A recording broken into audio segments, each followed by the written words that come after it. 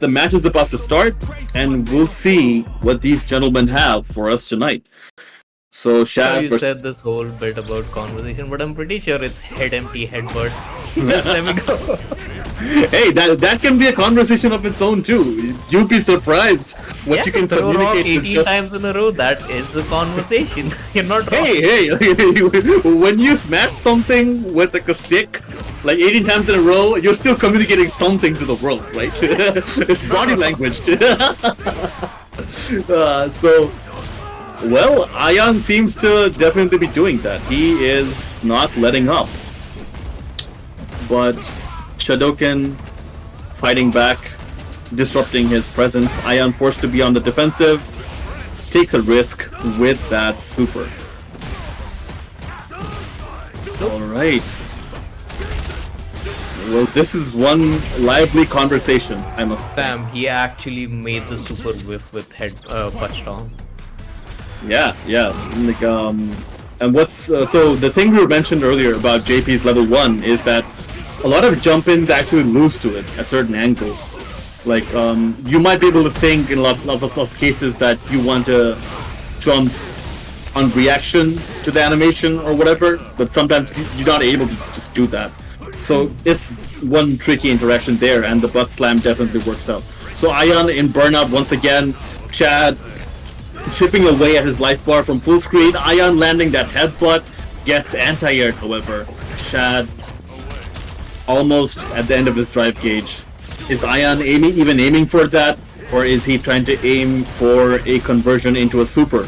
Oh, actually managed to block the whole level 2 in its entirety. That's pretty sick.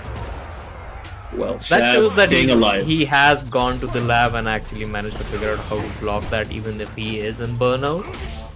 Right.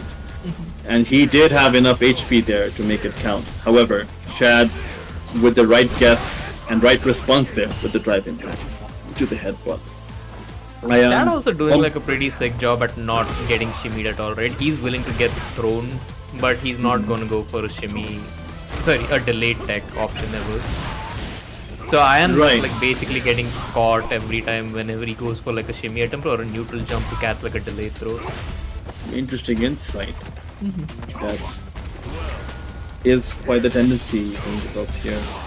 So let's see if Ayan is actually just gauging what he can do from this position. It is not a comfortable position, but it is the reality. Manages to find a way out, but that super will not do it, unfortunately. The OD amnesia is already in the air, and Shad is able to defend. So It was also a pretty unfortunate situation for him. Like he had a sliver of health the whole match, I would say.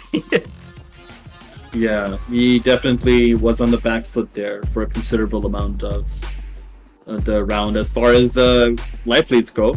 So it's definitely a tendency that someone like a character without projectiles or any character really, like in Burnout, being at full screen against a JP is a dangerous place to be. It's rough. Yeah, indeed. And you don't want to stay there for long. Like if you're there for whatever reason, you want to have a very good reason to be there. Like I can't think of a particularly good reason to be there. Even if you're like a stock storing character, you think it's a good place to be. No, JP has presence everywhere. He has eyes everywhere. He has agents everywhere. Nothing, no secret is safe. So Ayan, all the insider trading info. Yeah, correct. yeah, all the insider secrets, all the insider trading. Like JP is in on it. They're definitely gonna crash the market tomorrow with OD amnesia buffs. Yeah. Like we gotta keep a handle on all the stock prices. You know, we gotta be aware. So Shad with the air-to-air there lands a throw on Ayan. Ayan has to get control in this set. He has to get a grip over how things are flowing and how things are progressing. Unfortunately, He definitely has to figure out a pace where he's more comfortable against Shad right now. Because so far, Shad just seems like he's running away with options, and I am not being able to figure out what to do. But right now he's gonna put himself in a pretty good situation, gonna regain most of his power back while putting Shad like close to burnout. And he's in the corner, right? One of the places where Honda is actually very scary. But goes for the immediate DI, gets clapped back for it. I wonder if Shad's gonna go for the side switch combo here, but nah, chooses to keep it simple. Goes for the level 3. This is gonna put AYAN in a pretty bad situation. There's no reversal. He can just like choose to go for EX Ghost again and again. Just gets him with the overhead instead, and should be able to combo to finish it. Well, that was clean. That was a steamroll if I've ever seen one. Now Shad is definitely dictating the pace of how things progress in this matchup. AYAN, as of yet, unable to secure a foothold or stronghold or some sort of stability in this set here. Something to give him a breath of air to figure out how to approach this. It's definitely flashbacks of AYAN versus Hellfire, just on the opposite side this time around. Yes. This time, AYAN seems to be the one. The Honda seems to be the one unsure of how to proceed in this game. AYAN running out of energy, running out of time. However, regains his drive gauge. This is a good time, if any, to regain drive gauge with your opponent in the corner. An anti-air lands. Shad refusing to let AYAN get any more ground here. Just A contest immediately of wills. go with the level 1, no OD amnesia required, just kill him flat out. Yeah, the life bar was at the right place. Shad at set point. AYAN with the answer to Shad's drive impact. He says, you think you're reacting, but you're not. You're just fidgeting for it. The combo, right? And he's back into like situation 1 again where he's like full screen. Indeed. Now, butt slam blocked. AYAN managed to land the hands. Shad in burnout. Not even JP can circumvent the pressure of being in burnout in the corner. AYAN will just need to land a few more things, but he does pour all of his super meter into the conversion.